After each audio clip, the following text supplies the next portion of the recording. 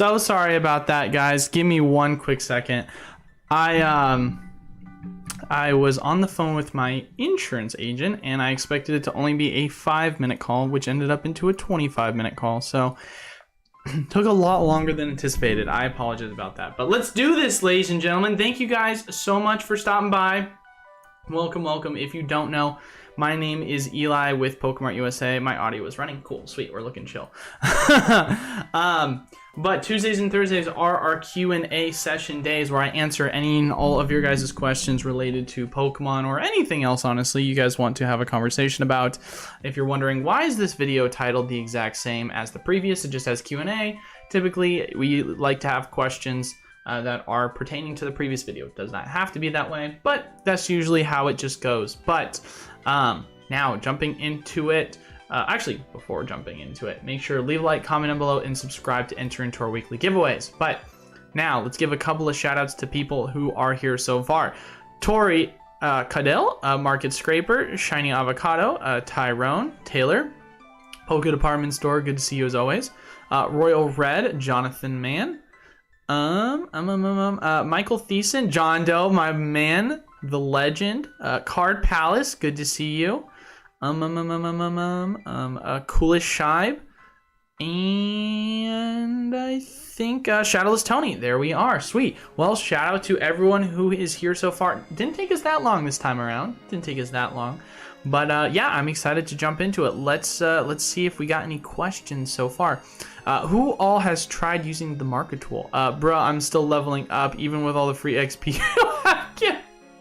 That's so funny. Yeah, if you're someone who's active in the chat for the live stream, feel free to message Mr. Poké Department Store. His name should be God, what is your name in the? I think it should just be what is your name? Why am I not finding this? If I go to just the regular page. I think it should just be John Boy. So if you want to message John Boy, he should be able to give you some XP if you are one of the regulars in the general live stream. But yeah, what do you guys think about it? Hopefully, I mean, obviously we're in beta testing. We're just kind of working it out. But if you have had the opportunity to test it out, please let me know. Anyone here going for Master Set? Me? Not at this moment. Solid. Any pull and Elisa GG from Crown Zenith? Anyone pull that?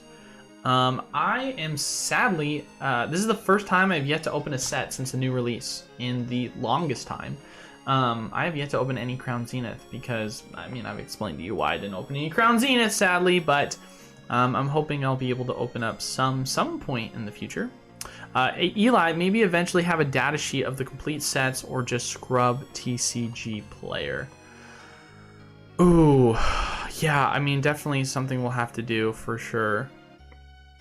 I've pre-ordered the birds for $19 a tin, waiting for ETBs to get abundant for close to 40 each. That is definitely what the hope is. I would definitely love to see prices on the ETBs get a little bit of a correction if we see more supply. Who knows, like I said in yesterday's video, but we're hoping for it. Eli, finish those nugs. Let's do this, all right? Oh, sorry about the delays.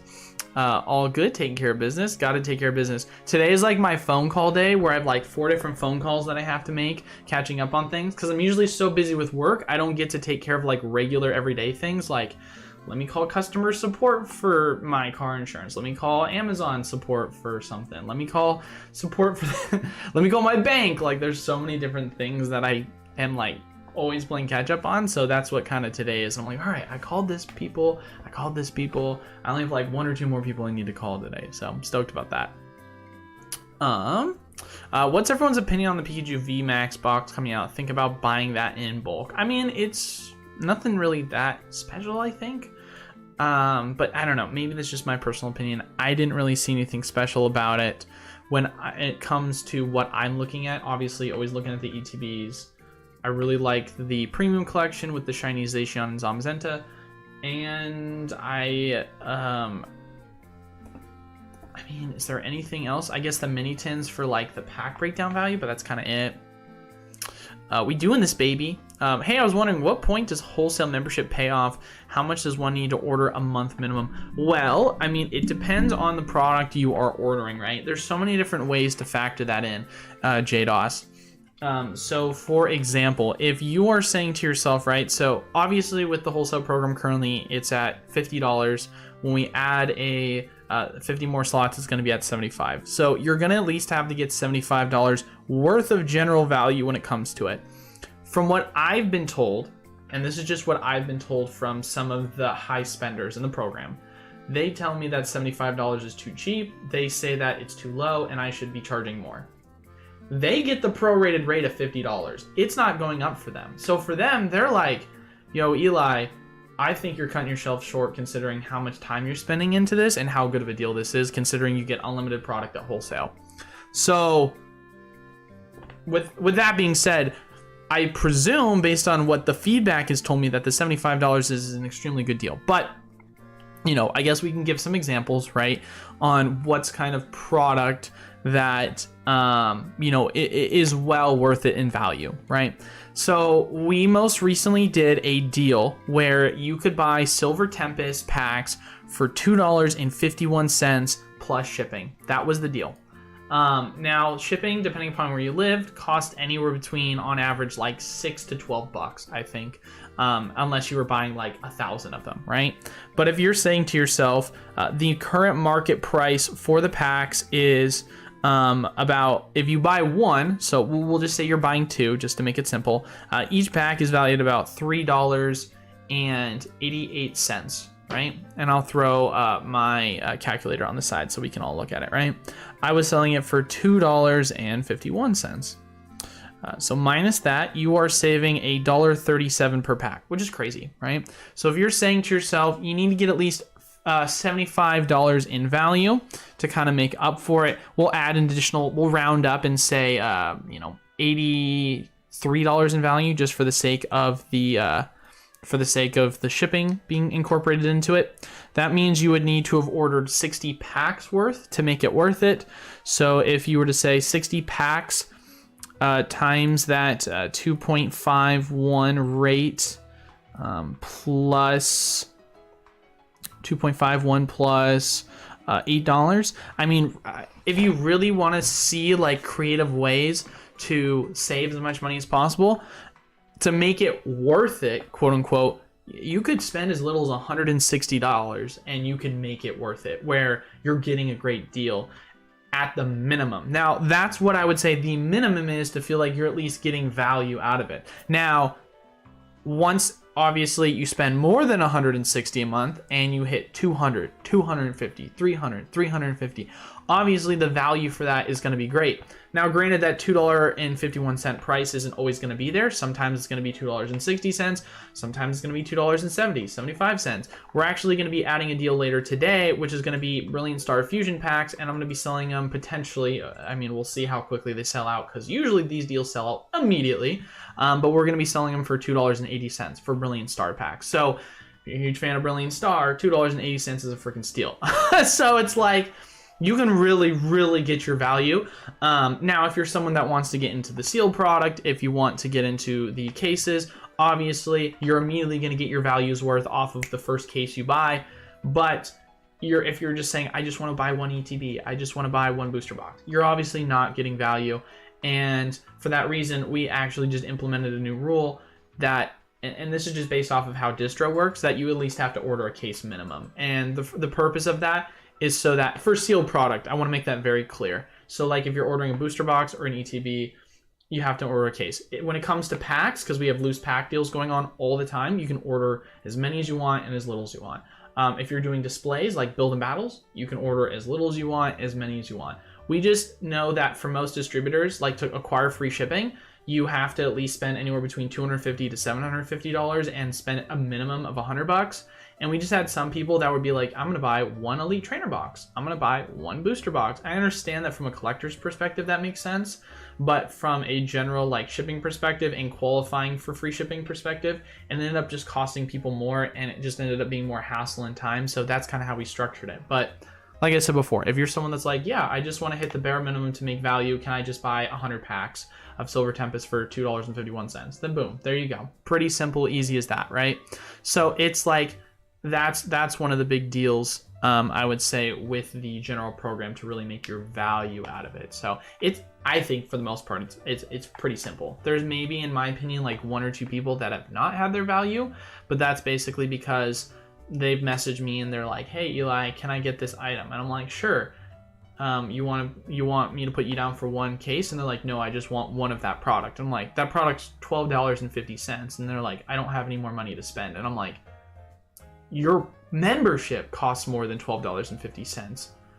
You're not even able to qualify to buy the product. And then they're like, oh, well, let me get back to you when I have enough money to qualify for the product.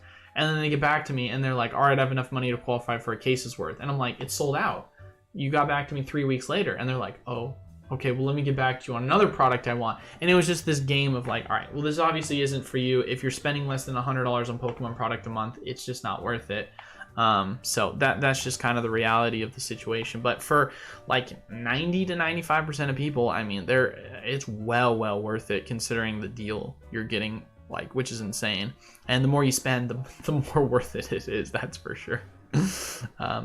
But yeah. Made it. What's up, Sabo? Good to see ya. Fat Belly Collect said CZ is overrated. Hot take troll, it sounds like, is what we got. He's trolling out in the chat, baby. Squibby Booty, watch the stream so hard on my phone and TV. Why is it so hard on your phone and TV? Waiting about 2 years before I start on the set. I don't know, why is everyone waiting so long? Yeah, I was selling cases for $4.50, LOL. Dang. I didn't open any Crown Zenith. I kept it sealed. Well, shout out to you on that one. Walmart is selling for $50. Hey, that ain't bad if you can pick that up for $50. What is the Sword and Shield stocks named Evolving Skies? What's the Sword and Shield stocks not named Evolving Skies? Crown Zenith, duh. Any insight from Distro? Are you thinking we soon get a dump on a lot of product? I mean, there's... Okay, so in terms of insight, other than, you know, my one individual source that I talked about, from what I've been hearing from other distributors, nothing other than we've been getting some more pre-release cases come in, which I obviously have my theory on what these pre-releases could mean. It was at first just on one distributor, but now it looks like it's trickling into multiple distributors. So I think that, you know, once again, if this theory is true, it could be constructive, but it is only a theory as it stands right now. But, you know, outside of that, there's been absolutely no new information. I know that, you know, and this doesn't really, like, take everything I say with a grain of salt. I know that from the distributors I've talked to, they're like, yeah, there's no way in hell they're not going to be dropping product. I'd be stunned if they didn't. That's what every distributor has told me that I've talked to in terms of my sales reps. But with that being said, that's their opinion. That's not anything factual. That's just, you know, I talked to one of my sales reps and he was like, yeah, we have no expectation as it stands right now of getting any more product. And I was like, how long have you been working here for? He's like, I've been working here since the XY era.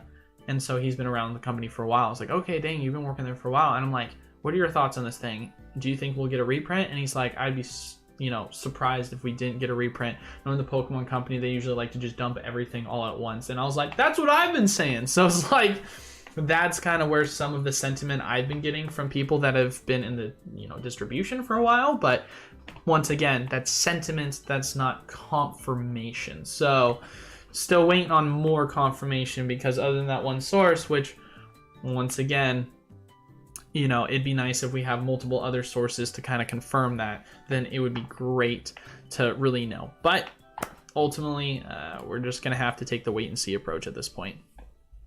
I stocked up on Crown Zenith ETPs. Nice. I feel bad for players waiting on reprints. That does suck. Which is quite interesting, because I feel like a lot of people take a different approach to that, because I've had conversations with players and some of them care, some of them don't. Some of them are like, I'm not trying to go out and buy the most expensive card for my set, and so it doesn't really affect me. I can go make a deck for $50 and use the regular Vs. But then there's some people that are like, yo, I like the fancy ones. It sucks that I can't buy the fancy ones and make a super mega like deck that cost me $200. Instead I'm forking out $1,000. Like, it's interesting who you talk to about it. Dump in May. I mean, who knows, man? Who knows? Michael Thiessen says, since there's not many people in here and everyone that is here are dedicated fans, the God packs that have been talked about in the Evolving Skies 3-pack blister, it only took me 5 minutes of investigating. The God packs are in the 3-pack blisters, so that's why I'm sharing. Plus, the price of the product reflects the insane pulls. Like I said, I will never confirm nor deny anything, but I mean, that's all I can say. We'll be out of the chat for a bit. Chat be good. Yes, chat be good. Oh, well, Travis is here, so Travis is taking over for freaking John Boy. Now he's leaving us, so shout out to Travis. Dude, hopefully all is well with you. Let's get it. Smash the thumbs up. Heck yeah, dude. Shout out to you for that one. I'm not a big spender. Order $500 a month, and it is worth it. There you go. Matthew is vouching for it. Which reminds me, Matthew, usually I don't make public announcements about this because I like to keep everything with the wholesale program. Message me directly, but I got good news, buddy. Your Fusion Strike pre-release kit is available, so get excited for that. but yeah, I bought 50 cases of Crown Zenith ETBs for a long run. 50 ETBs or 50 cases, because that is crazy. But yeah, I'll message you after, Matthew, after I'm done with the stream. Yeah, I wish I had the extra scratch to spend, and it's because I'd like to be a part of the distribution group. I'll just keep buying Pokemon mystery pack support that way. Hey, appreciate it. If you don't mind me asking, what is the wholesale price for a single blister pack? Well, see, that's the hard part, because they don't sell as a single blister. That's the thing, is you have to buy it as a case, as per that's just how it is with distro. They don't sell single blisters. You have to buy it. That's what I think a lot of people have a misconception about. When it comes to distribution, in order for you to get rates, you have to buy a certain amount because of shipping costs, because it's so much more expensive if you just buy one item. So if I go and check though for you, are you wanting the previous rate or the new rate? Because obviously the rate had changed.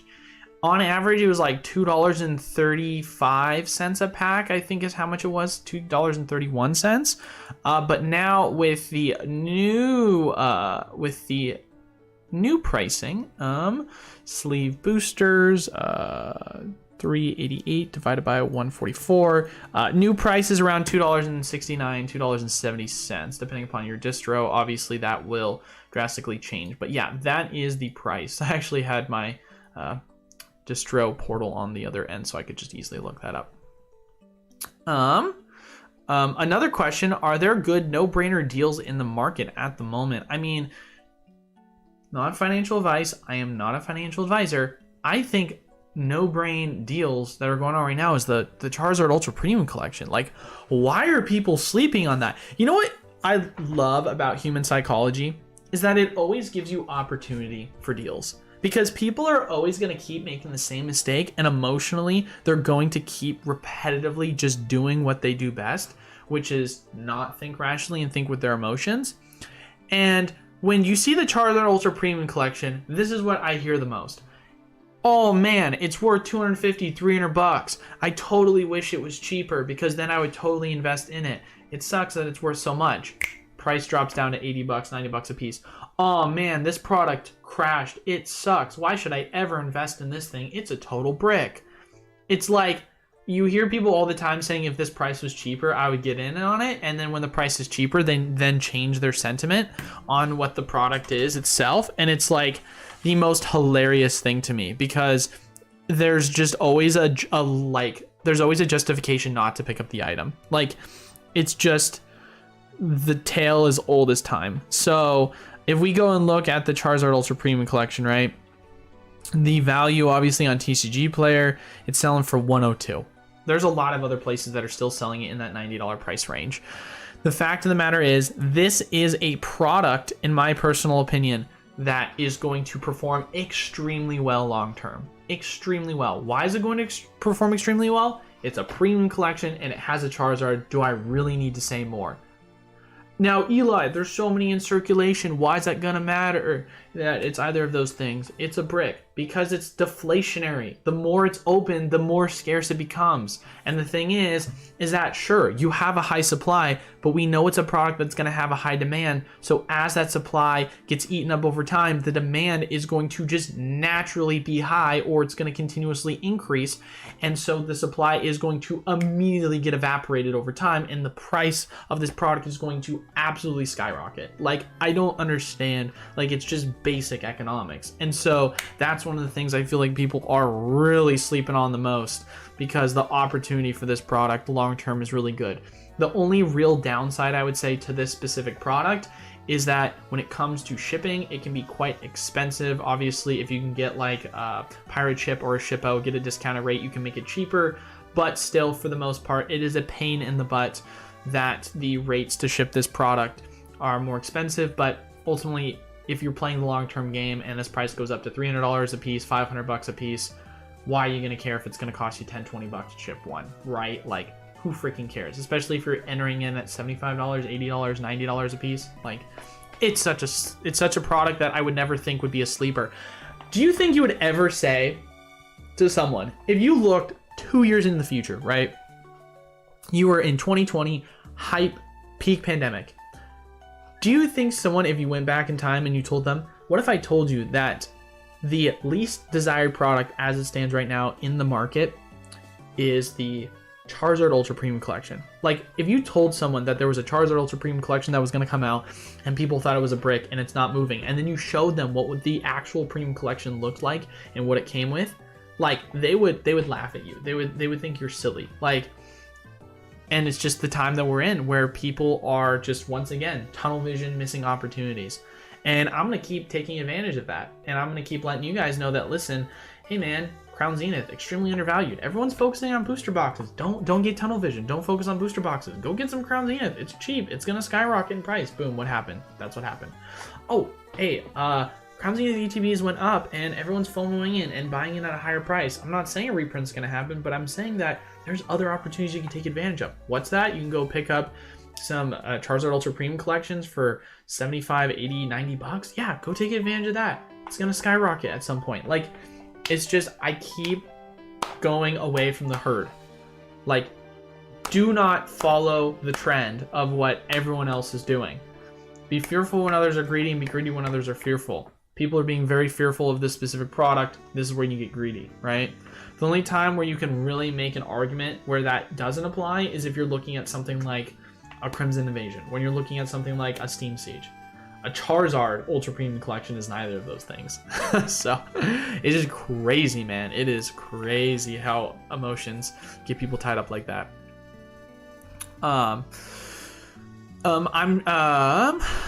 I am trying to buy one pack of the last 36X sets. Would the cheapest way to do it be on TCG Player? Personally speaking, Tyrone, I'm a huge fan of going on to, if you're trying to just buy one, yeah, I would say that probably eBay is usually my best bet, or on Mercari. That's usually what I have done. I find that for eBay, you can usually snipe on auctions quite frequently. That's the one thing I love about eBay is the auction system. I get so many good deals on eBay because of that. So if you're really trying to get cheap and you're like wanting to take your time and get the best deals possible, just follow a bunch of auctions, set timers for when it's the last 5 minutes, and just sit there and wait, and then just put in your bid when there's like 10 seconds left, and then just like auto bid to a certain price. Boom. Easy, done. And that's what I've done, and I've been able to get some packs for way cheaper than you would expect. So just got on the chat. What's up, Joker? What did I miss? Anything big? Well, obviously I'm delayed on the chat, so you already heard my rant. Nothing big yet. I got 10 packs of all the Sun and Moon and Sword and Shield. Hard to do, but complete. Heck yeah! Shout out to Roma Sheets on that one. Call about the crown. What do we think will do better long term, Evolving Skies or Crown Zenith? Well, so with those specific products, you have to look at what you're comparing them to, right? Elite Trainer Box, Booster Box. That's probably what the comparison. From a general percentage value, historically speaking, ETBs tend to perform better than booster boxes from a percentage, right? Obviously, from a dollar value, you can't make that argument, but also at the same time, then that would never be the case because ETBs are like half to a third as cheap. Not to mention, what metric are you going off of? Are you going off of the market price at a certain time? Are you going off of MSRP? Are you going off of wholesale? There's so many different arguments that you can really make with that, right? And so if you're saying to yourself, looking at what's a good example I guess I can use. So when you're looking at products such as Evolving Skies, right? It's obviously well above 300 at this point. Do we know if a reprint's coming? I would like to think so, but we have absolutely no idea.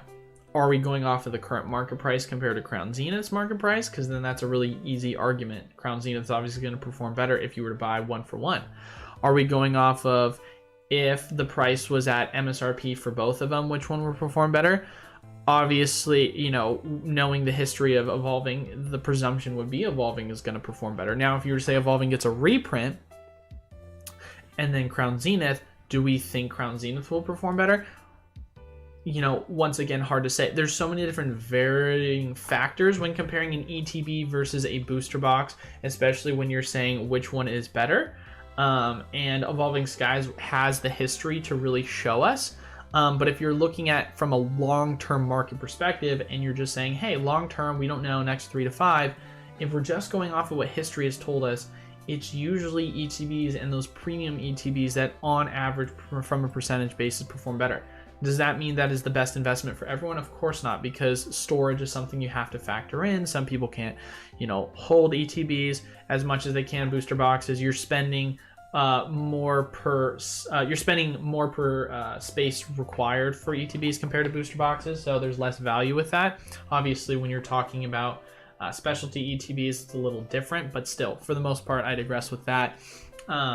So I just look at Crown Zenith as a set, right? And I look at Evolving Skies as a set, which are both going to perform extremely well. And I say to myself, over time, what is going to become more realistic? And let's just talk about it from an MSRP perspective. If you're saying right now, the value of Evolving Skies, let's say it's at MSRP, 144. The current market price of Evolving Skies, let's go take a look at Evolving Skies, booster boxes, and see what the current price is at. I think it's at 330 last time I checked, right? Gosh dang it, what is up with the new system of TCG Player? Anyone else think it's kind of gone whack? All right, so we look at the current price, which is once again blows my mind. But the current price of Evolving Skies is basically 300 and what looks to be $60, right? 360 bucks. So if you say 360 divided by 144 is 2.5 times return, right? So because 2.5 times 144 equals, yep, 2.5. So Crown Zenith ETB, what is the MSRP? 50 bucks. So 50 times 2.5, 125. If Evolving Skies were to basically reset to 144, right? Gets a massive print, ton of it gets printed. Crown Zenith stays the same. What is more realistic? Evolving Skies hitting 360 again, or Crown Zenith hitting 125? When you really think about it, 125 from $50 seems so easy to hit compared to Evolving Skies. And I feel like that's one of the biggest reasons why ETBs perform better. It's not because the product is better. Obviously, it's not because they're more collectible, because people like to, you know, display booster boxes as well, although ETBs tend to have a better displayability aspect. I think it really comes down to the fact of the matter that from a general volume perspective, you have, as a price of a product is cheaper, you tend to have a more aggregated amount of demand that can flow in, because not everyone can afford $360 for an Evolving Skies booster box. But I think there's a lot more people that can afford a Crown Zenith ETB at 125, which is literally almost a third of the price of what the Evolving Skies booster box would be at. So I think it's going to just have an easier time to get to certain points, right? It's kind of like when you look at Bitcoin, for example, right? The general volatility as the price of Bitcoin continues to go up, it goes down. Obviously, it's still an extremely volatile asset. It's still in its early stages, but the general gains over time have gone down drastically, right? From the price when it went to from $1 to $100, right? That is a 100x gain. From $100 to $1,000, right? That is a 10x gain. From $1,000 to $3,000, that is a 3x gain. From $3,000 to $20,000, that is a 7x gain. From $20,000 to 6.9 or 69, that's about a 3 and whatever x gain. If you look at the early stages, the returns on the item itself were anywhere in the range of 10x to 100x. So, like, obviously you had that kind of parabolic point, which was, I think, just a catalyst point for the market as a whole, but progressively the rate of return gets, less thereof, and then the general pullback also gets less thereof, right? Because if you look at the $3,000 price point when Bitcoin first hit 3K, it retraced all the way down to I think it was like $800, I think is how low it got, around $900. So the general like trace back time was like 70-80%, something crazy like that. And then when it hit the parabolic time of 20,000, it went back down to 3,000. That's like 80-90%. But if you're looking at the current market from 69,000 to 20,000, that's about like a 70% drop. So it's still very parabolic. But my point is that incrementally the volatility is going down. It's not hitting those 10x, 100x gains. It's not losing 90-85%. It's losing 70%, 66%. It's going up 3x, 2x, 4x. Like the same concept applies. I feel as if with just general retail product goods, it's just, more opportunity for people to enter into the market with lower prices because there's not like the bar of entry is just a lot lower. Would you choose a case of Vivid Voltage 6 for $570 and tax and everything, or Chilling Reign for $740? Oh my goodness gracious, I would choose Vivid Voltage in a heartbeat. I think that your point of entry is what matters more. I think that's what matters much, much more. You're saying, would you choose a Vivid Voltage case? Just so we're understanding this correct, you're saying booster box. If you're telling me you're getting a booster box, let's everyone do the math together, $570 after taxes and everything, it's $95, or a Chilling Reign case for $123. That is a no-brainer. Vivid Voltage all day, all day, all day. Wow, that is such a no-brainer. And here's the reason why it's a no-brainer, right? Let's say that the price of Vivid Voltage were to go up to, we'll say, almost $200, right? If it goes up to $200 divided by 95, you're getting a 2.1x return, right? Ignore that. I actually double clicked it, right? If Chilling Reign were to hit 200, you are getting a 1.62x return. So you're getting 50% less of a return if they were both to hit the $200 price point. So basically, in theory, for you to hit that same level of return, to hit the 2.10x return, the price would have to be $58 higher for Chilling Reign. So let me ask you this. If we're just making the argument here, what do you think will happen first? Chilling Reign hits $260 or Vivid Voltage hits $200? Which do you think will happen first? Using the exact same logic I use for Crown Zenith, I think there's an argument to be made that Vivid Voltage will age like fine wine in comparison, especially when you're looking at it from the general, just from the general entry perspective. That's crazy good. I mean, if you want to have a conversation about a one-to-one comparison, which set do you think is better? I think, of course, Chilling Reign is better, but when you think about the value that both Vivid Voltage as a set holds, having Pikachu be the mainline Pokemon, it's the only set that's ever had Pikachu be the main pull in the history of Pokemon, and the value that that's going to hold, and it's one of two sets that introduced the idea of amazing rares, which I think will be a really cool piece to, you know, open up in the future. Like, I think that people are undervaluing Vivid Voltage quite a bit because it got printed into the ground. Because if you guys don't remember, at one point Vivid Voltage was worth $240 a price.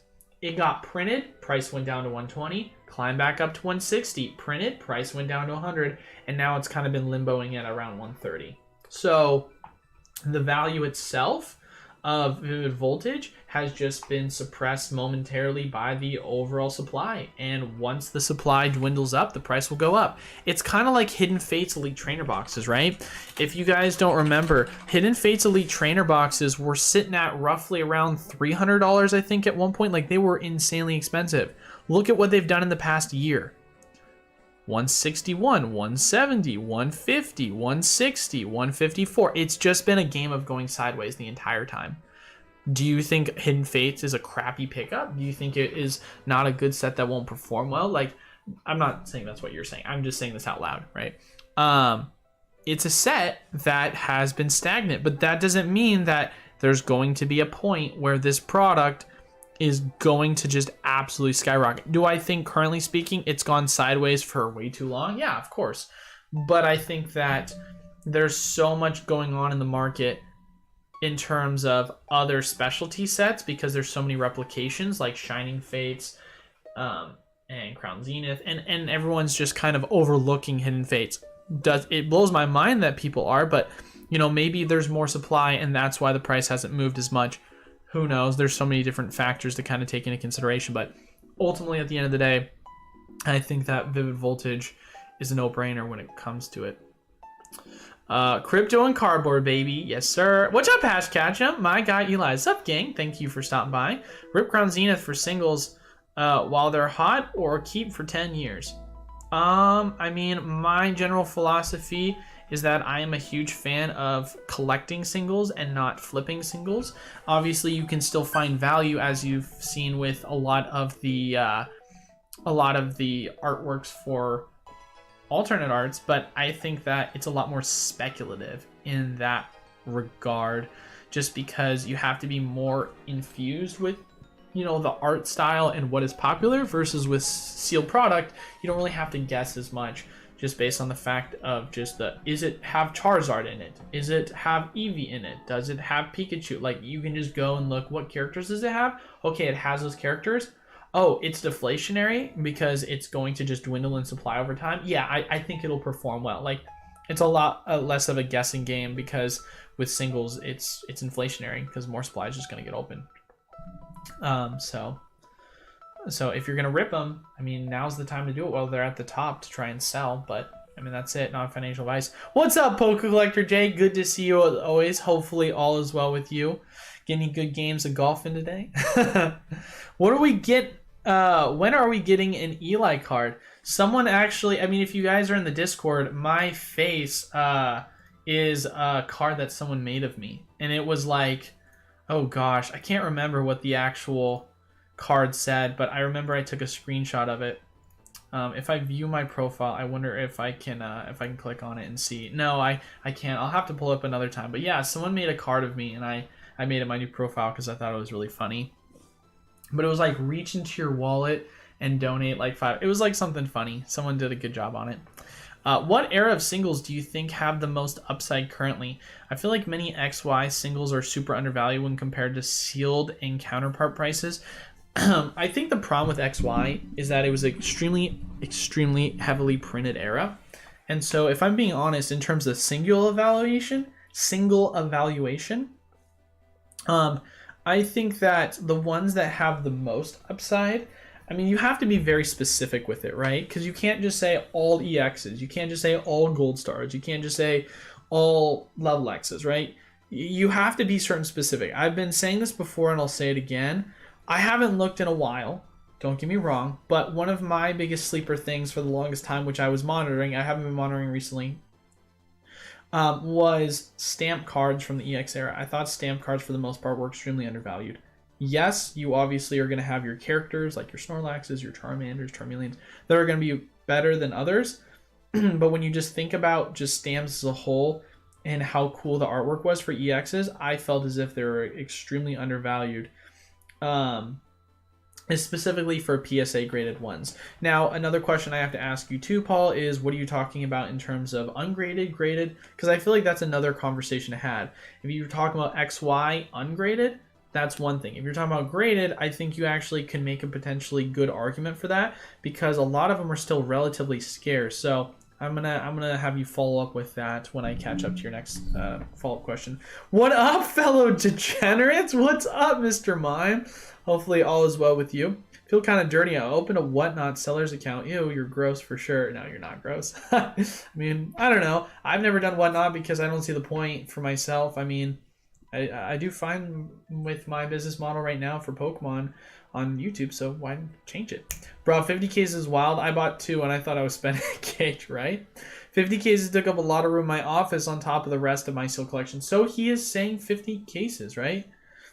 Oh, wow. He is crazy. Wow, that is insane. Well, shout out to you on that one, Shadowless. Tony, is that your biggest Sword and Shield purchase? Seriously, dude, that's insane. No problem, Michael. Not true, Eli. I'm just broke. That's funny. Have 30 cases of UPCs. Cases. Wow. Wow, that is insane. Man, imagine if Michael joined the wholesale program. Jesus loves me. This guy would be balling out. One local game store I buy from offered UPCs for $3.99. That's a great deal. Well, so I know you're not a financial advisor and I always take your advice with a grain of salt. But with that being said, of course, you don't have a crystal ball. There you go. That's what he put everything all into one. He just rolled it all into one and just kind of he took everything I said. That's so funny. I'll get the UPCs back out in 10 to 15 years. Missed anything good other than just me passionately ranting? I don't think so. I did say I'm not a financial advisor like 3 times. We should make a bingo game. Anyone ever seen How I Met Your Mother? I'm like the Robin in that show, I swear sometimes. Like, if you get that reference. What is the exposed video? When is the exposed video coming out? Get out of here, Tyrone. Oh my goodness gracious. I'm more unfiltered in the Discord, which is why he's saying that, because there was an individual that someone had said they made a video making a statement about reprints, and then they ended up being wrong, and then I flamed him for it, and then they're like, whoa, Eli's flamed the crap out of him, and then I dropped 3 links of other videos they posted predicting reprints either coming or not coming, and they were wrong on all 3 of them. And so I said, yeah, they deserve to be flamed because they're wrong all the time and no one calls them out for it. But that's just something I did in the Discord. If you want to know who that is, you can join the Discord and you can probably at my most recent messages and find out who I'm talking about. But yeah, no, I do that in the Discord. No need to start drama.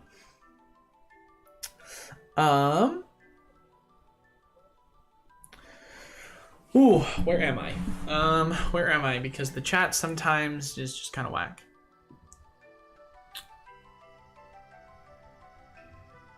Missing anything good? What exposed video? Do you think this UPC will still be around for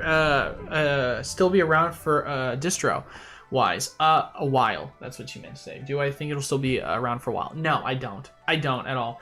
So we obviously with our distro 3, they have a decent amount left, but it will be dwindling fast. With our distro 1, they're completely out of it. Distro 4 is completely out of it. Distro 2 has some, but they're on a limit of like 10k spaces on a weekly purchase, so it's taking its time, but it is going to leave distro relatively soon here. So that's what I have to say about that. Pika just dropping to say hi and hit like, got an appointment, gotta run. Well, thank you as always for supporting the channel and stopping by, Pika. I appreciate it. Tyrone says, thanks, Eli. Everyone hates battle styles. I'm getting a second job to invest those ETBs. How did you know? You see, he heard me word for word, right, guys? I said invest in battle styles. That's exactly what I said. I did follow your advice when CZ was sub 42 and grabbed some. So glad I did. Your take on the hobby is always on point. Hey, I appreciate that. Thank you. Marcus Parkus, with MSRP prices increasing for Scarlet, can you shed some insight on what booster box and ETBs are selling for at wholesale? Just curious what profit margins are. Distro price on average is $95 to $100 for booster boxes. ETBs are on average $30 to $33. So it's quite a bit of a jump up. Margins have definitely gotten, I mean, it feels thinner in my opinion, right? Because you have these other bigger retailers like Game Nerds, like Safari Zone, that get these discounted rates so that when inflation hits, it's not going to affect them as much, but it's going to affect the rest of the market. And so they're always going to be able to undercut people, right? And they obviously have a very different business model when it comes to volume.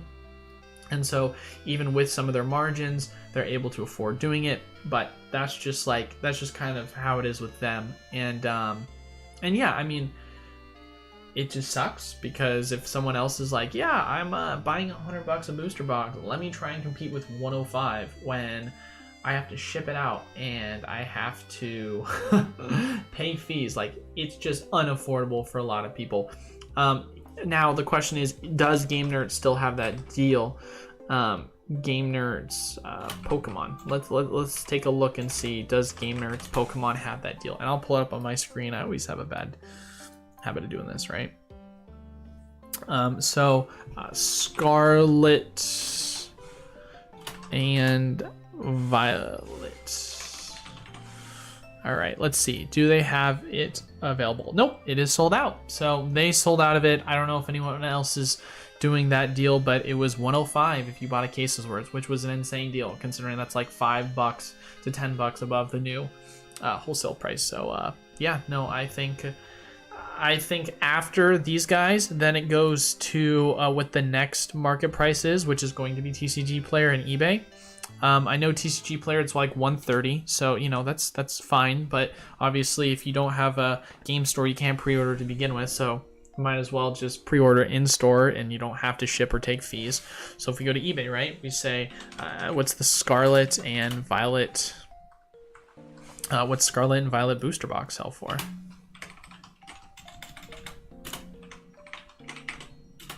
Don't know why it's not autofilling, but okay. Recent sales, recently sold. Let's go down to that. Sold items, and let's find out. It was last sold at around $130. Yeah, so, I mean, if you really want to do the math, let's say you're buying it at $100 a pop, right? 130 times 0.85, because yes, the fees are going to wreck you, minus 10, because we'll say that's the average amount to ship. Maybe you say minus, 9 if you want to be real, like, less conservative, but I think that's more accurate. You're probably walking away with a couple bucks profit. If you're buying at $100. If you're buying at $95, obviously, woohoo, you made a $5 profit. But I mean, this is just a pre-sale item that right now is a base set, so it's not like I expect it to be like big money margins, but it's just same old game, I guess. It's just with slightly higher prices. So, thanks for the eBay advice. I love bidding on auction. It's really entertaining for me. Seriously, dude. I have a question. Do you think the hamburger a sandwich? Do I think the hamburger is a sandwich? Yeah, I think it's a sandwich. I mean, I think it's a sandwich. I don't think that a hot dog is a sandwich, though, because I feel when I look at a sandwich, I think it's more of like a top bottom, and when it comes to like bread's on the bottom and the top, versus with a hot dog, there's only bread on the bottom, there's not bread on the top. I think that's what determines the difference between a sandwich, and it has to have an open side too. So don't give me this crap saying like a chicken bakes a sandwich, because it's obviously not. It's something filled. That's a pocket. That's obviously completely different, right? But that's my take. Yeah, I got a case of Pogo Dragonite ETBs off eBay for $110 including shipping. Wow. Shout out to you. $960 a booster box. Yeah, I'm a seal collector. I got 5 UPCs, wishing I had 20, right? I got skis back then at $90. I started poor and made it then with just Pokemon. I think they're talking back and forth. Yeah, but the volatility for ETBs is huge. I I mean, yes, because like the argument that I made, the volatility for ETBs is huge because it's at a lower price point, but that's why it's going to be a better investment because it goes... I mean, that's the whole point I was making, right? Was that booster boxes on average are going to go up at higher price points than ETBs. Therefore, the volatility of them, although they will be high, as they incrementally increase, it's going to find plateau points where it's not going to just skyrocket up 50% in a month. Obviously, there's always going to be catalysts like Evolving Skies that are going to break that mold, but the point that I'm making is with ETBs, being the fact of the matter, it's a lot easier for an ETB to go from $40 to $80 than for a booster box to go from $400 to $800. That's just my personal opinion. I think it makes the most sense based off that. So that's why, yeah, volatility with ETBs is huge. That's the point that I was making. We're going to find a list of MSRP prices for most Pokemon product. Probably Twitter, but I have no clue. Wow, why am I doing this weird fake laugh? So stupid. I think we'll get many wave reprints of CZ ETBs. How can it not? It's insane and the demand is crazy. I'd argue higher than ES. CZ ETB price will reset a few times. I would like to agree with that statement. I have no clue if it's 100% going to happen, but yeah, I mean, that totally makes sense to me.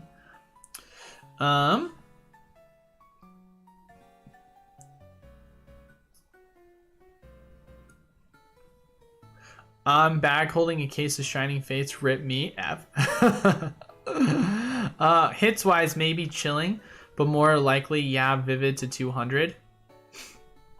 I mean, well, that's the thing, man. Which set do I like more? Do I like Vivid or do I like chilling more? I think chilling way more. I think chilling I enjoy much, much more, right? I think it's a way more fun set to open. But doesn't matter what I think.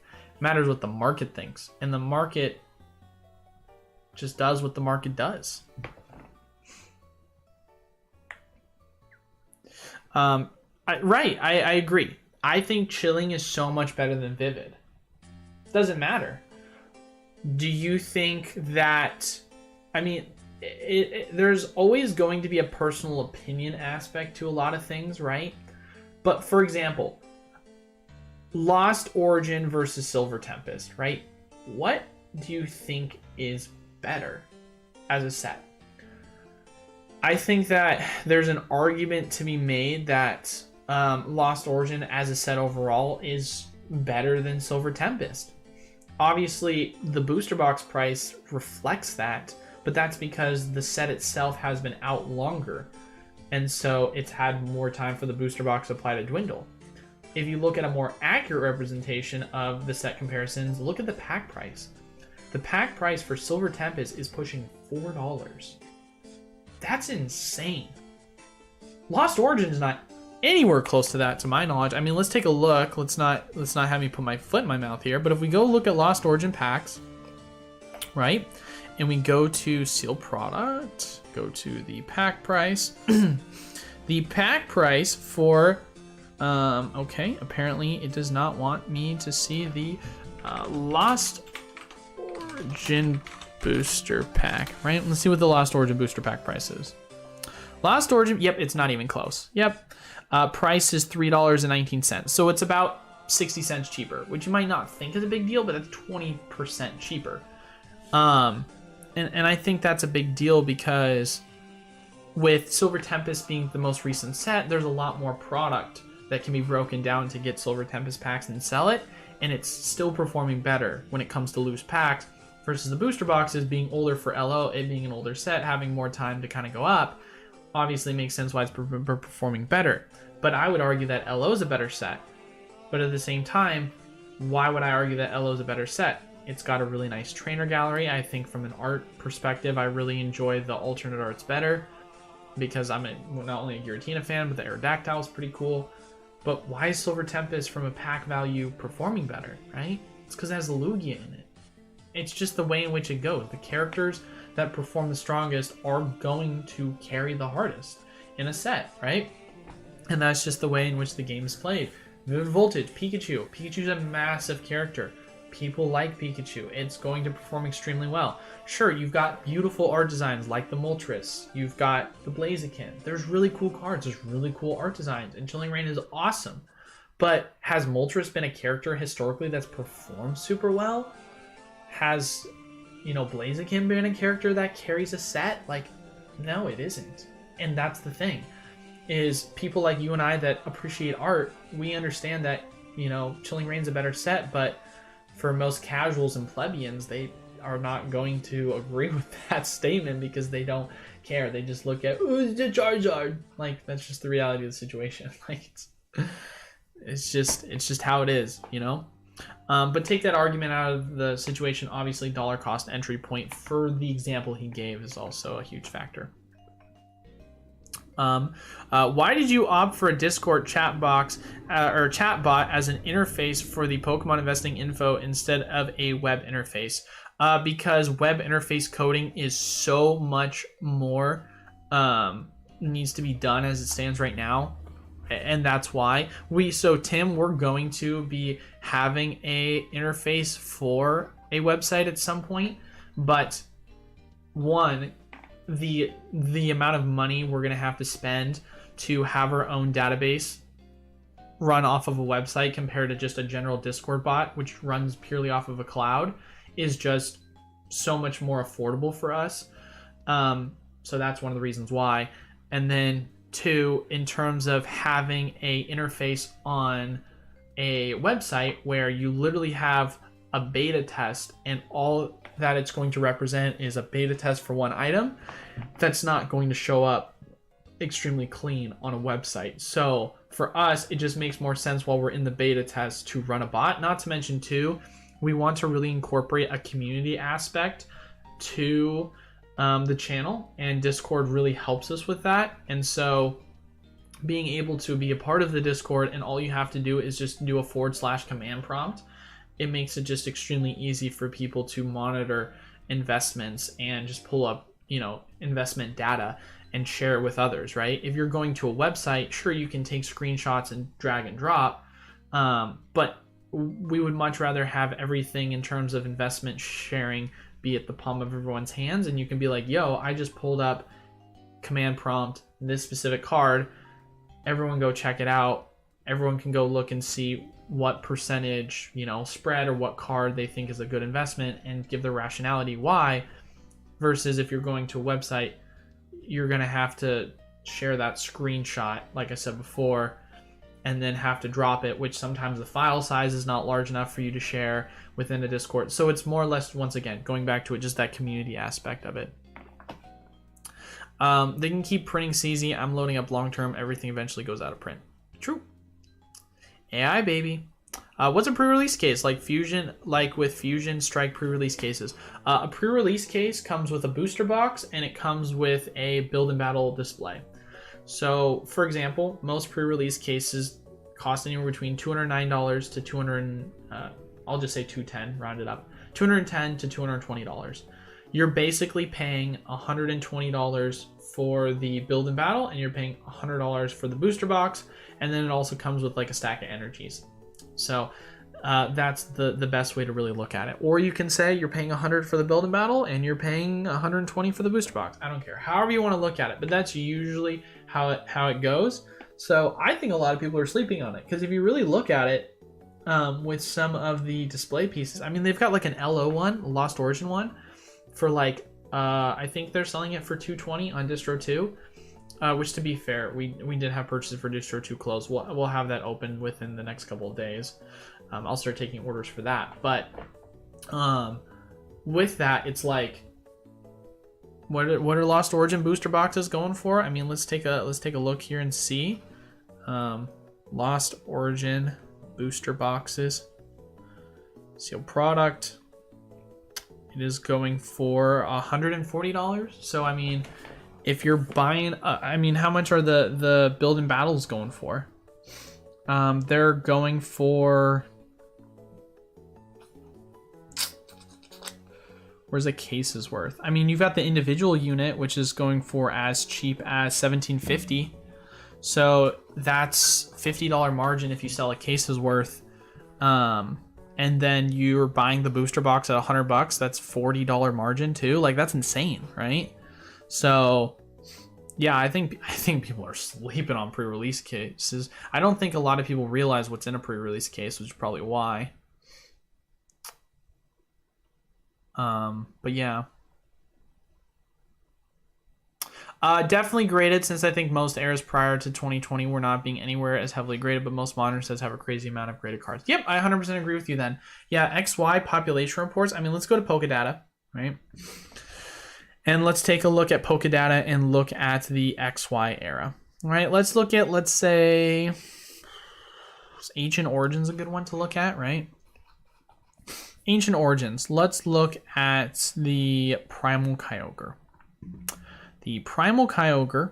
Ooh, I gotta log in. Whoopsie. Every time. Always gotta log in. Cool. PSA 10, it's for $510, right? There's 157 in pop. Like, you can make an argument saying that this is how much this should be worth, or it's overvalued, but for the population, that's insanely low, right?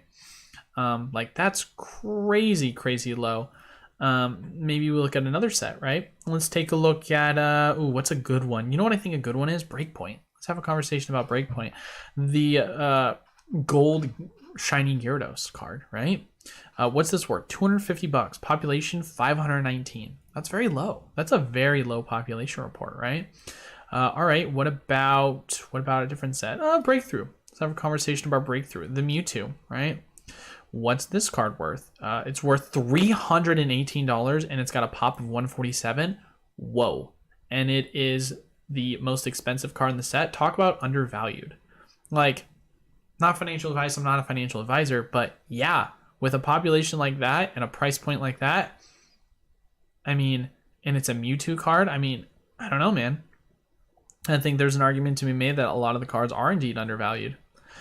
I mean, heck, what is the value? I feel like this one's probably overvalued, but I could be wrong. Let's take a look and see what the Dialga's worth. I wonder if they even have history on it, because the population on this card is so low. 1,100, and there's only a 50 pop. Yeah, that makes sense to me. I mean, there's definitely an argument to be made why it's worth so much. So, shocker. Can't say I'm shocked about that one, but yeah, I mean, there's opportunities for sure. There's opportunities for sure. Well, what's up, Shadowless again? I'm new to the channel, and I'll buy in. I'm a sealed collector. Heck yeah, baby. Gonna go to the mall today, Eli? I am not gonna go to the mall today. Hey, Spencer gets the references. I'm glad. Bro, seriously, don't change it all. Love the callback phrases. Keep being you, man. I appreciate it. I know. I was like talking to my fiance about it. I was like, oh, I feel self-conscious. Like, I always say, there's sometimes where I've gone through and edited my videos where I like cut out words that I say repetitively, but then I replace it with another word that I say repetitively. So it's like, I'm not trying to do this on purpose. My brain just uses certain words often. When do you think we'll see the entire list of Scarlet and Violet cards? When's the next set come out in Japan? Pokebeach, show us the way. Ah! No! Ah! Ooh, Pokey does sound kind of good, though. I like Pokey. New set officially revealed in March. Triple Beat. The first subset of Scarlet and Violet revealed March 10th. The answer is probably going to be March 7th. So we still got about a month away from the reveal. That's what I would say. Good afternoon, Eli. What's up, Patrick? Hope all is well. Will Crown Zenith outperform the Pikachu and Gengar Squishmallow? Those plushies have been very hard to come by. I have no clue, man. I'm not following the Squishmallow market to give you that advice. I know that they're performing well and that people are going crazy about them, but I have no clue if they will outperform. I don't know what the entry price is. I don't know what the current price is. It's hard to say.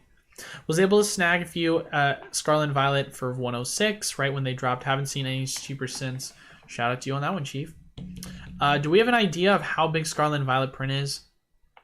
I mean, based off of the numbers that I am getting from one of my distributors. Obviously, this is one distributor. I've got other distributors. It looks like it's going to be around the similar print size of Silver Tempest LO. You know, maybe an argument to be made, it's going to be even less slightly because the booster box amount was very small. And now, obviously, how much you spend with your distributor is a factoring of what your total allocation amount is going to be, but our spending went up by like $20,000. So yeah, I don't know. It's kind of hard to say, but it doesn't look like we're just getting a dump of Scarlet and Violet out the gate as per allocations. So unless the Pokemon company is, you know, preparing to dump us with some more stuff at some point, what have they been doing for the past year when it comes to printing product, huh? Like, that's, once again, I keep going back and ask that question.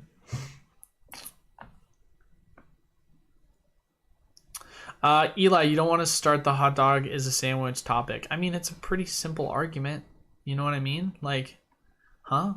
How high do you see the UPC going? Do you think promos will be sought after? Sorry, I'm new to Pokey. Your mom's coming from Magic and Fab. No problem whatsoever, Vibra. I mean, I can't give you exact numbers because I don't have a crystal ball. Hey, that one's for you right there. No, but in all seriousness, for the Charizard UPC, I would say that it is really hard for me to say because you didn't give me a time frame of what price it could get to, right? Because in 1,000 years, I think it'll be worth, I have no clue, because Pokemon will no longer be a currency. It'll be water. Like, you know what I mean? Like, what's my time frame? 10 years? 20 years? Do I think it'll perform well? Yes. Do I think it'll go up to $300 to $500 at some point again? Probably. Do I think that's going to take 5 to 10 years at the minimum? Yeah, of course. What do I think will change the time frame? The financial stability of the economy and the hype around the Pokemon market. Like, there's so many different factors, you know? So I do think it will perform really well, though. But that's about as good as I can get you. Can get more Pogo Dragon ETBs. Pogo ETB Dragon. I don't know what you mean by that. Are you talking about the Dragonite, like, box things? Yo, what's up, SDC? Caught alive. Love the energy. Appreciate you, brother. He's Joker laughing and he's lost. I don't mean to be a Debbie Downer, but you guys halt your expectations on returns, in my opinion. What do you mean by that, average player, when it comes to returns? Are you talking about like rate of return for distributors to market? Because yeah, definitely. Lost Origin, but you're 100% right. Silver Tempest will outpace it, likely. Exactly. What do you mostly collect, Eli? What do I collect mostly? Bottle caps. Huge bottle cap guy. No. So random. What do I mostly collect? I'm a huge Diamond and Pearl era fan. Love myself some Diamond and Pearl. Love it. So that's what I would say I really enjoy collecting. My thing is I've taken a break because I've been just super busy with work and I've been using a lot of my cash flow to just reinvest in the business. But for a while there, I was literally just buying Pokemon packs on auction. I was for the Diamond and Pearl era, and I was just opening them for holos and level X cards and then grading them in because I just want to get pack fresh one. So yeah, I love it, man. I love it. That's what's fun for me. What website is that? Pokedad.io. I'm a UI UX designer if you need help. Well, Tommy, if you want to message me about that, that would be awesome. I can always take people's help. I mean, I've got people that reach out to me constantly asking for help, and I can never say no to that. I mean, obviously what I'm trying to do is very community oriented. And so if the community wants to help the betterment of the community, like that's what this is all about. You know what I mean? So yeah, feel free to message me on Discord. I'd greatly appreciate it.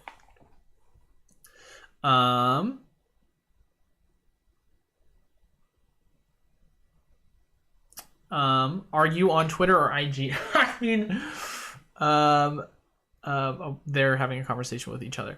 Will Pokemon Go on PS5 or Xbox since no more? You guys are your troll questions. Had no idea. Thanks for the info. Definitely pay attention. Of course. Is it reliable to buy from there? To buy from where?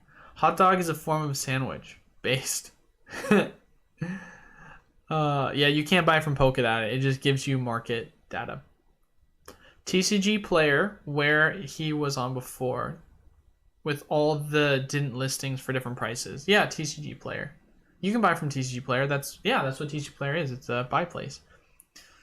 What are some other sites to buy in bulk or deals on ETBs or BBK?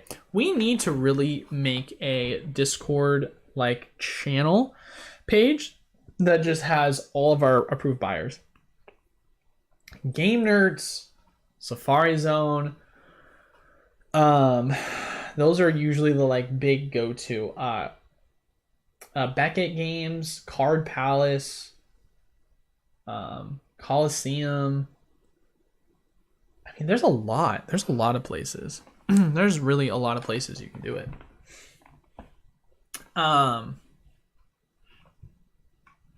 Thank you very much. Just got back in Pokemon. Well, shout out to you then. Thanks for joining the channel, ASAP. It's always nice to see people that are just getting back in and find me, because like obviously there's a lot of basic questions that you get asked, but it's one of those things where I quite enjoy helping someone start their new journey with the approach in which I take. I feel like I get to kind of mold that. You know what I mean? It's one thing if it's like they're going and watching the next biggest YouTuber, and that biggest YouTuber is like telling them prices of things that are unrealistic, or not helping them get directed in a way in which they can really get a full experience out of the market, or maybe they are and they enjoy that aspect. But for me, I feel like I can kind of help mold that path. How many giveaways do you do? Once a week. We give away we have 3 winners once a week. There you go. Answer the question. Winner is announced on Monday. Please don't give away farm, right? 1,269 days, the exact time frame we need to know. Yeah, right. Plebisaurus. Shout out to Plebisaurus. What's up, brother? He's like, so what is the exact date? I know it'll hit $500. Only CZ I can find is on GameStop. It's too expensive. Yeah, it's tough, man. I was more saying people in the chat should rather be conservative with their expectation of return rather than aiming for the moon. I agree. Hey, Eli, hope you're doing well. What's up, Ben? I am doing well. How about yourself? Moon, ape strong together. I heard Nintendo is ending its console. I can't tell if he's being serious or trolling, because that I don't know where you heard that from. But Wholesale Gaming. I've not really ordered from them much. I mean, they're fine. I've heard some people that have ordered from them that have had a fine experience, but an elderly lady once told me, even if you are capable of doing it on your own, never say no to help. Nice. I like that. That's a good one. TT, what's up, my guy? Sub gang indeed. What are your thoughts on the arts, for more specifically Sun and Moon? Do you think they're just the popular, or are people buying them out to drive up the price? Is now the time to buy if you want to collect? I think it's a mix of both. I think the art designs were undervalued extremely during the time, and now people are just appreciating them. And then also you're seeing a drive of FOMO as more people realize that this is not going to get another print again for Sun and Moon Air products. So it's hard for me not to say get in or forever hold your peace, because we don't know what the market is going to look like in terms of an economic recession in the next year. But ultimately, I mean, it's out of print. In theory, it's not something that's really going to be affected by a rapid amount of supply that's just going to dump in the market, but it's possible. Don't know if you have a secrecy on your buyers or people in the program, but has anyone from Scandinavia signed up from the distro program? If so, any experiences with it? I don't think we've had, I don't know if we've had anyone. I mean, we've had a couple of people that are part of the program that are outside the US over in Europe, but it's kind of hard for me to say what their experience is, because with the system in which we run it, basically how it works is you order the product, you send me the money, you then create an account with one of our middlemen for shipping to outside the US, and then literally we send that product to them, and then the rest is taken care of by them. So pretty simple. I don't know if there's anyone that has at this point because we've only got like a handful of people that are in the program that are not in the US. So I don't know if many of them have started to receive their product yet, because that's something they decide if they want to have it shipped to them immediately or not. Blowout cards is a case of Crown Zenith Pikachu VMAX boxes for $25, and just picked up 2 cases. Nice. Was one of those is getting started from you, Eli. Baby Cakes gave the shout out, is how I found you. Hey, well, shout out to Babe Cakes. Where is she? I feel like I don't get to see her as much these days. Thanks for the very informative video. Of course. Would you rather invest Shining Fates 40 now since it's out of print, or Crown Zenith for 50? I think Crown Zenith for 50 for sure. Now, oh, that's a great question, John Doe. Frick, man. Okay, here's my argument, John Doe. Crap, that's a tough argument. That is a tough question. That's a good question to ask, though, because immediately my natural reaction was like, oh, Crown Zenith easy. That's like a $10 difference. It's not that big of a spread. But then here's what I think about, right? Okay, but it's out of print for Shining Fates, which means that it's probably going to accumulate faster, right? So maybe Shining Fates, especially considering that $10, although it's not a big difference, it's still a difference, right? And then I say to myself, okay, well, what if Crown Zenith doesn't get a reprint? I mean, that wouldn't make sense, but what if they don't, right? So I'm like having this back and forth in my head. So a part of me is like, go 50-50. Like, honestly, like, you can't really lose at that point, but gosh dang it. A part of me wants to say Crown Zenith, but then I'm like, okay, well, if a reprint's coming, then I should say Shining Fates? Oh, gosh, that's a tough one. Here's what I'm going to say. Based on my sentiment, which is I think Crown Zenith ETBs, I think this is, they're going to still happen for reprints. I'm going to say Shining Fates at 40. Because I think a Crown Zenith opportunity for $50 will be here in the future. If I didn't believe that, then Crown Zenith all day. That is my philosophy. Because I'll at least get a return faster on Shining, knowing it's about to go out of print.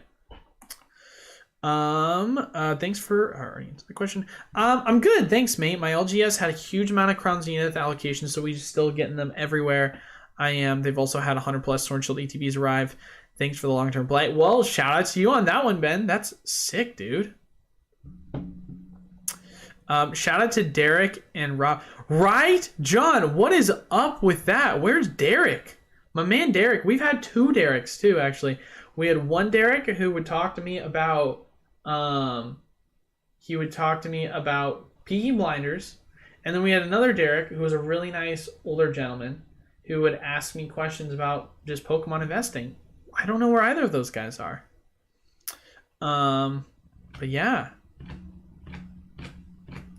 What do you think about Chilling Reign? Do you think it has potential to go high? I think Chilling Reign, I mean, obviously it is, in my opinion, doing well for... I mean, I guess if you consider the amount that was printed, it's technically not doing the best compared to others, but it's still doing well. It's still doing well. Chilling Reign is still doing fine. It's a good investment. I like it long term. I made a tier list investment video, and some people disliked it because of my take on Celebrations. Which, once again, Celebrations, when it was $50 in ETB, was one of my favorite pickups, but I was going off of the current market price, right? Babe Cakes. Been busy with work and bulk card sorting, losing. Oof. Chilling is definitely a sleeper set. Lack of supplies drying up. If there's a huge reprint, unlikely. It'll drive the price down short term. Probably. I think that's pretty accurate. I really do like Chilling. Eli, do you know which tins have the most amount of Evolving Skies and Brilliant Star in it? Tins? That's an easy one. That's the Divergent Power Tins. Yeah, Divergent Power Tins come with 2 Evolving. I think I want to say 2 Brilliant, 1 Fusion. It might be 1 Brilliant, but I'm pretty certain it's 2. Let's take a look.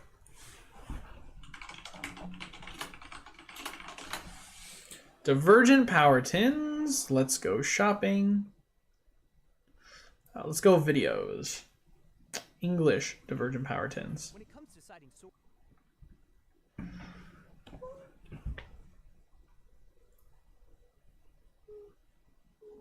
all right, so Divergent Power Tins. Open!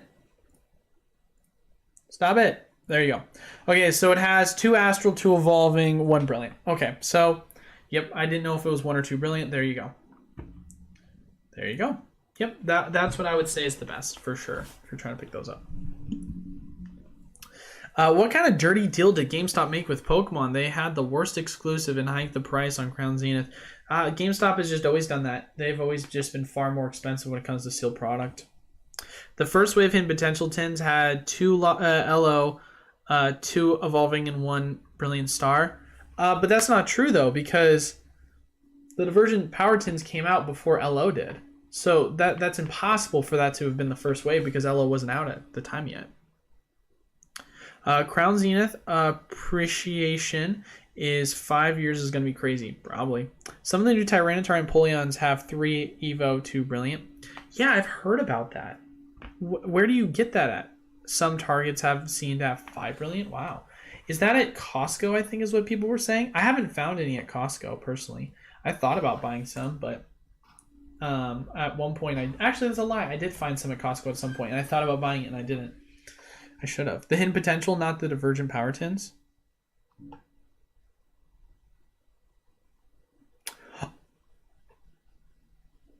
Oh, Hidden Potential tins. Oh, my bad. Thank you so much, Mr.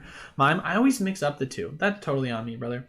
Yeah, you're right. It was weird. And what was weird about it, too, is it was mixed, too. You had, like, half of it was Evolving in cases, and the other half wasn't. And then it got switched to Fusion. So, kind of a bummer with that. Because you don't know which print you're going to get. Costco Galar Pals tins come with 5. Are they still in Costco? Now they're out of stock in stores. Still a great buy. I mean, Costco always has such good Pokemon deals. Like, changed my mind. Is Crown Zenith and Evo Skies level? Yes. Walmart, interesting. Okay. Just saw a couple of Empoleon tins at Walmart. Ooh, that's cool.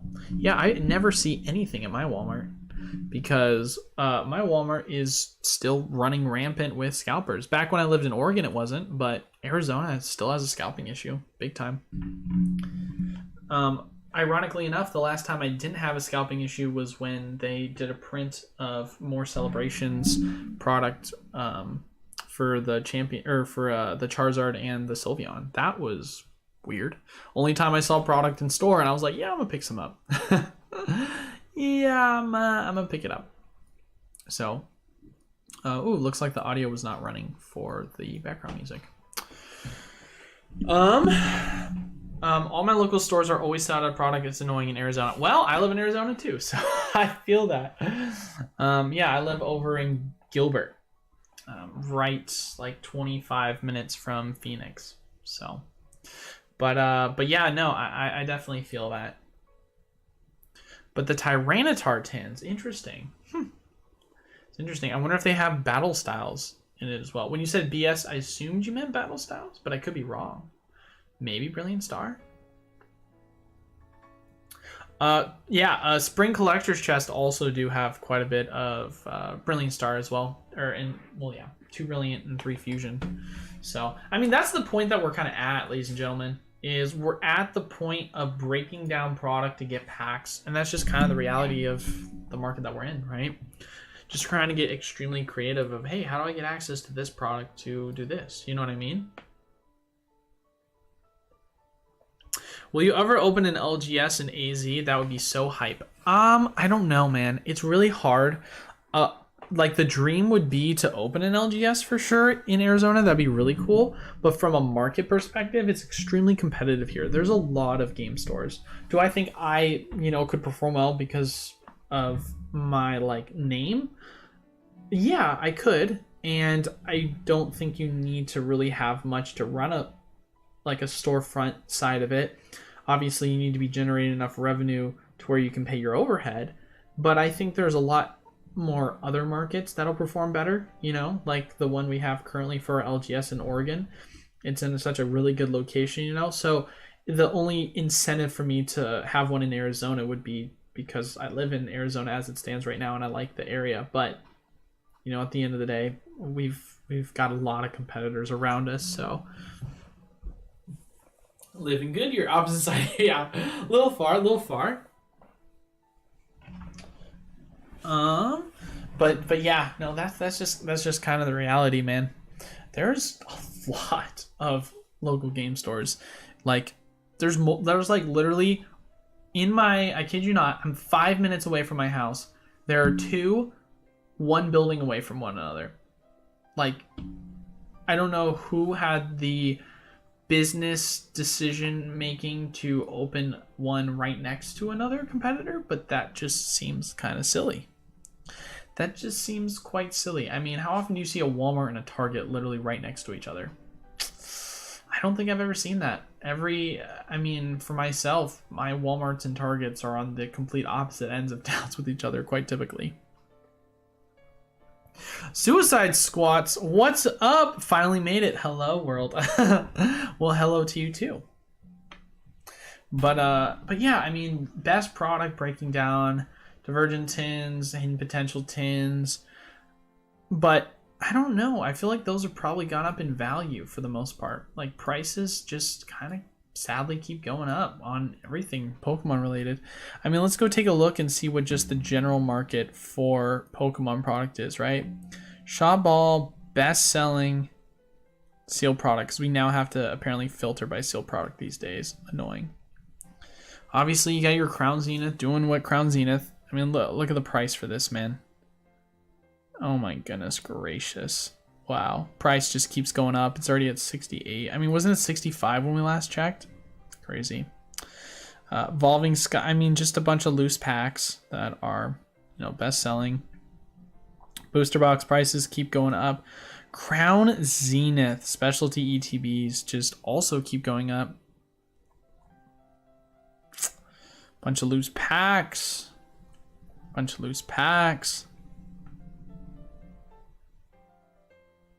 It's crazy, man. I mean, some ETBs, but like no one really cares about an Astral ETB. Lost Origin ETBs at $40 now. Wow. That's weird to see. Hey, this might sound weird for most people. Guess which has performed better? The Lost Origin ETB or the booster box when you're looking at it as both wholesale or MSRP? The ETB. It might not feel like it, but guess what? The LO booster box is not at MSRP right now yet, and the LO Elite Trainer box is above MSRP. So comparing it from an MSRP perspective, it's performed better. Comparing it from a wholesale perspective as well, $25 to $23 is what you can pick LO up for. Margin putting it up to $42. What's that? That's like an 80% return. Go and pick up a LO booster box at 86. It's got to get to at least 150 to get to the current price point the Elite Trainer box is doing. Performing better. Same concept with Silver Tempest Elite Trainer box as well. Aren't percentages a darn thing?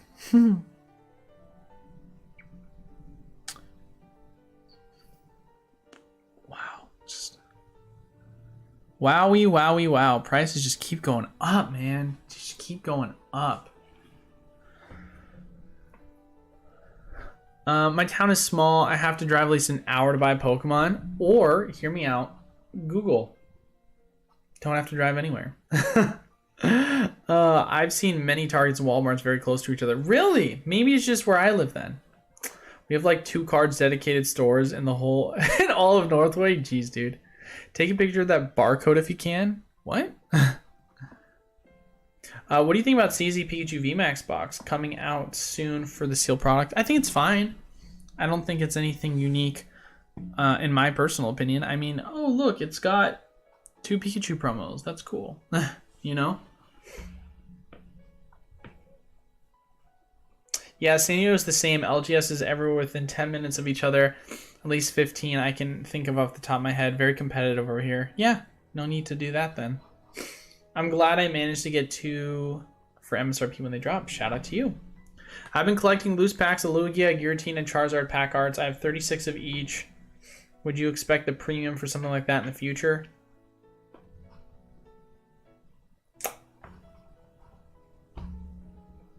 I would say that it's hard to say because I don't see that premium happen with anything in the. I would assume so, right? I mean, go look at like XY era. Phantom Flash Fire packs that have the Charizard on it have performed better than the like Kangaskhan.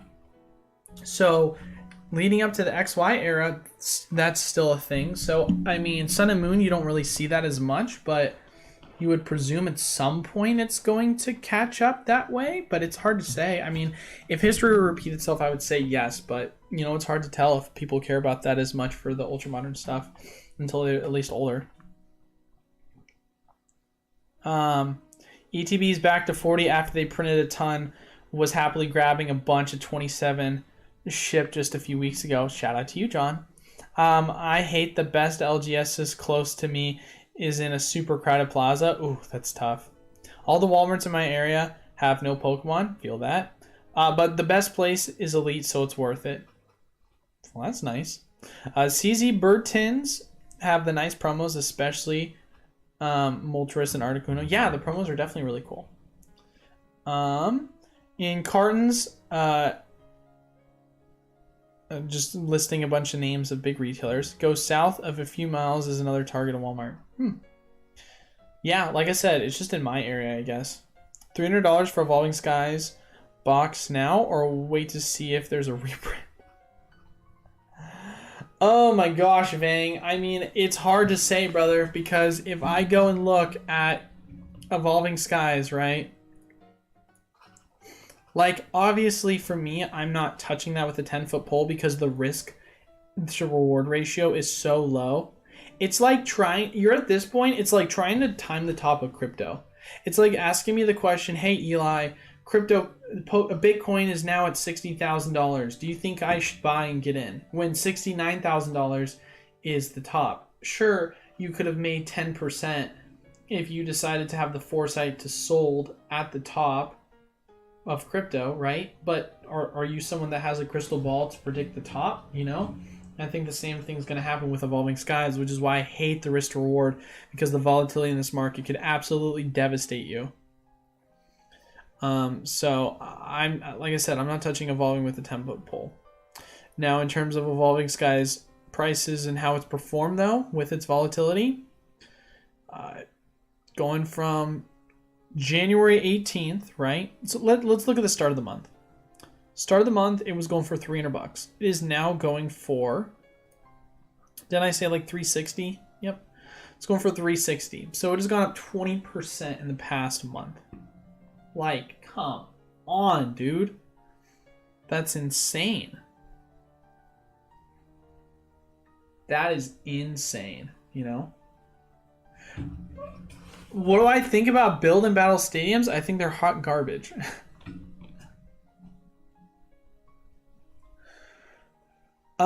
The Pikachu box keeps sealed or open?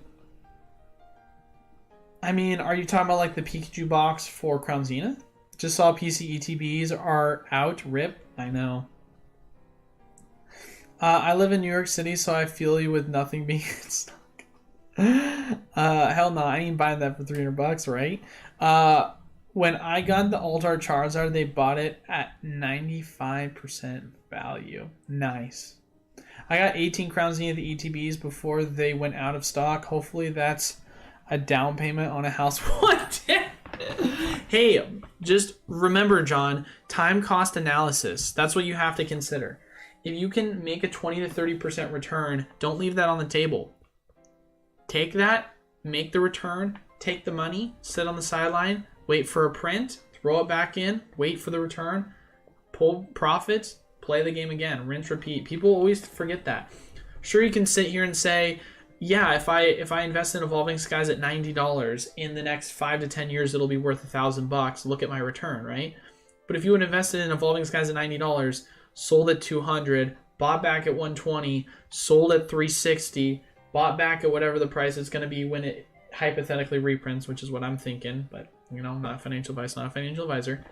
You have to at some point think there's going to be a time cost analysis that needs to be factored in. Do you have Publix in Arizona? Was surprised to find Pokemon packs there today. I don't even know what that is, so I have no clue. What's up with Evolving Skies scammers throwing up fake sales? I mean, just people trying to manipulate prices. Just how it's always been in TCG Player.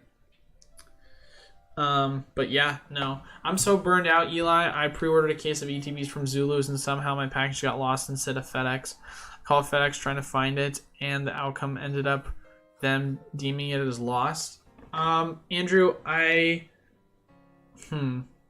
did you talk to Zulus and they have the tracking for it? Like, where's the tracking lead to, I guess, is the first question. But market manipulation, I mean, let's take a look and see what the general pricing in terms of sales. Oof, it's tough. I mean, because if you look at the recent prices, right, you're seeing $199 is what it's showing.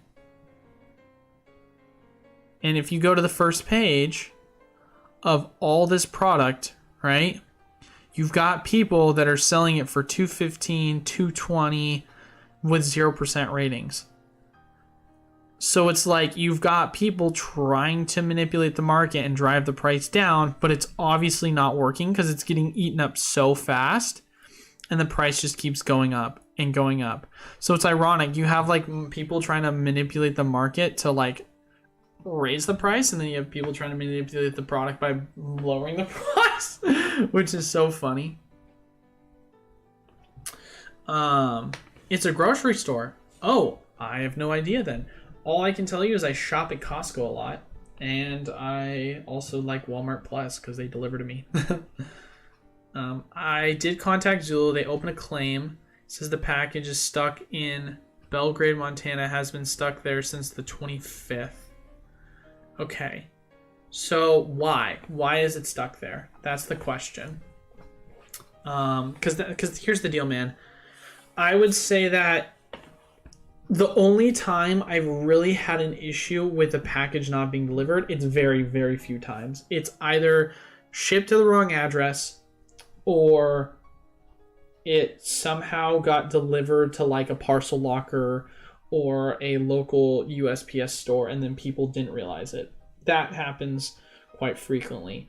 Very, very, very rarely has it been where someone's had like a porch pirate, which sucks. I mean, that's obviously not covered. That's not insured. There's nothing you can do about it. But does it say that it's been delivered is the question. Because if you're saying that they're saying on the tracking that it's been delivered, it has not been delivered in the claim, and it's stuck in MT, then obviously you're not liable. Where do you live, Andrew? Sounds like you're 99% sure the the PC ETBs will be reprinted. I hope they do. I'd be stunned if they didn't. Zulus ended up refunding me because they do not have any more boxes. I asked to be out of wave 2 because I really wanted that case, and they said Pokemon has not announced any more ETB waves. Yeah, that's tough, dude. No, it still says it's stuck. I'm in PA. Yeah, that sucks, dude. I'm sorry. Well, I mean, at least they refunded you and took care of you. That's nice, but that sucks. I've been hearing about FedEx employees stealing collectible cards from mail. Jesus loves me. And that's why I've never shipped FedEx, I guess.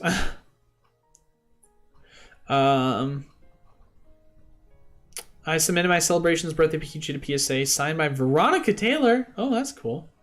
And both the cards and autographs got a 10. There are only 5 of these cards. Well, with this combo, how much could it be worth? I don't know. It's worth whatever the market is willing to pay for it. That's my answer.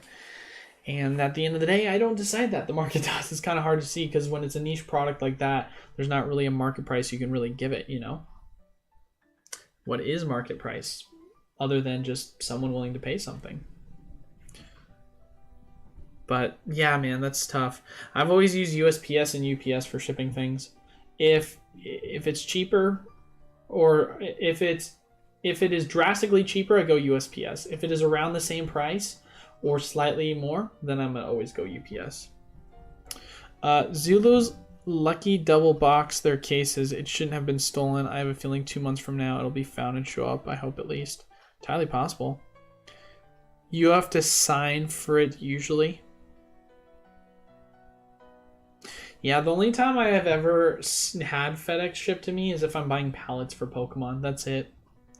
But I mean, I would hope people aren't stealing pallets of product from me, because I would know quite quickly, you know?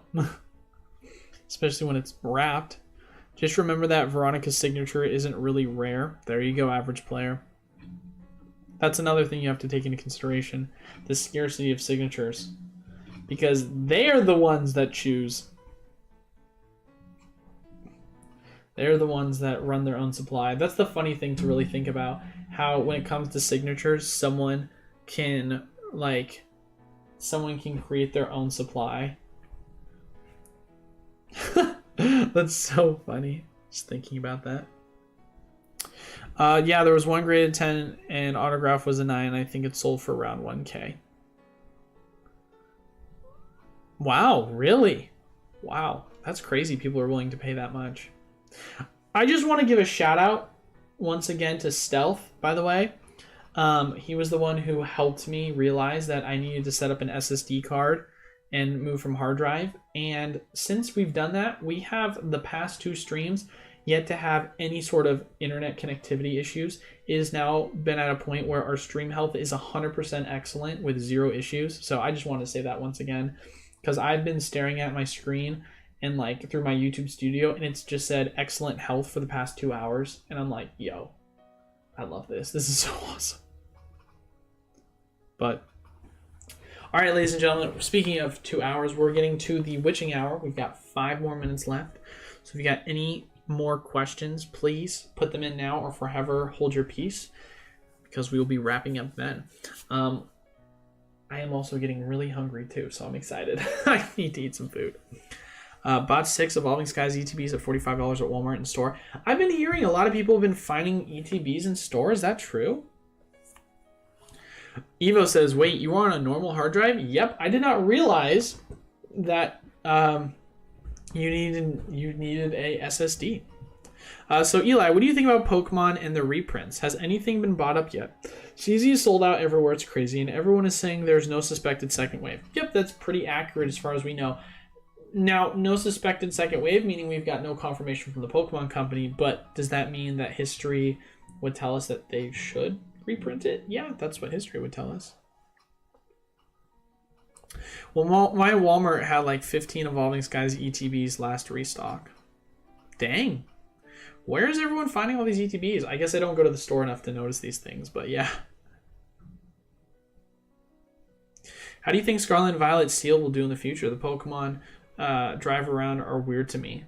I think that you asked the question, how do I think Scarlet and Violet Sealed will do? With that being said, I think it has less to do with how the generation as a whole will do and more to do with the sets themselves. Because it's like looking at, Sword and Shield era. Sword and Shield era has done really well. Evolving Skies has been one of the best performing sets. But is Evolving Skies one of the best performing sets because of it being in the Sword and Shield era? Or because it happens to have amazing Pokemon and it just so happens to fall within the Sword and Shield set era? You know what I mean? So it's really hard to say. I don't think the generational Pokemon will really play any factor into it.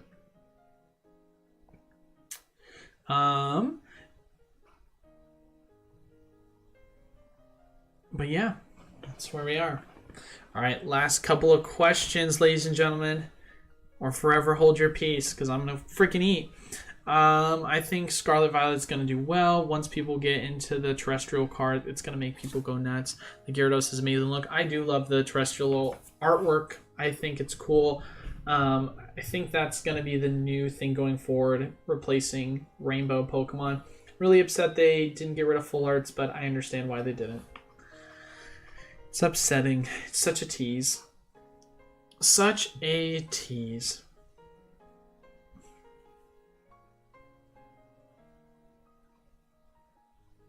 All right. I think that should be it for now, ladies and gentlemen. So I'm just going to call it at that. I want to thank you guys all once again so much for stopping by. As always, you want to enter into our weekly giveaways. Make sure you leave a like, comment down below, and subscribe to the YouTube channel if you want to access and check out our beta testing for our new Discord investment bot.